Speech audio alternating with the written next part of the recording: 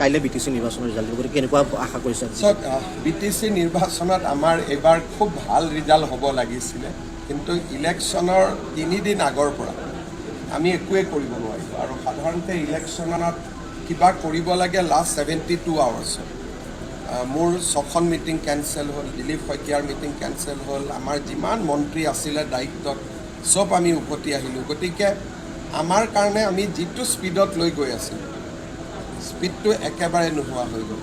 যিমান অসমীয়া মানুহ আছিলে বহুতে ভোট দিবও নোলালে মনৰ দুখতে, আৰু ডেকা ল'ৰাবিলাক গুৱাহাটীলৈ গুচি আহিলে।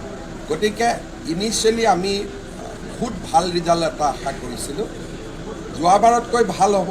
কিন্তু জুবিনৰ মৃত্যুৰ পিছত, ঘটনাৰ পিছত যিটো 3 দিন যিটো আমি একেবাৰে ফিল্ডত থাকিব নোৱাৰিলোঁ, সি ডেফিনেটলি আমাক অলপ ক্ষতি কৰিব। আমি ইয়াতে যিটো এছেছমেণ্ট কৰিলোঁ, সেই এছেছমেণ্টটোত এইটো কথা স্পষ্টকৈ ওলাইছে যে যোৱা 3 দিনত আমি ইনভলভ হ'ব নোৱাৰাৰ বাবে আমাৰ বহুত জেগাত এজেণ্টটো নোলালে, বহুত জেগাত ল'ৰাবিলাকে কাম কাজ বাদ দি দিলে।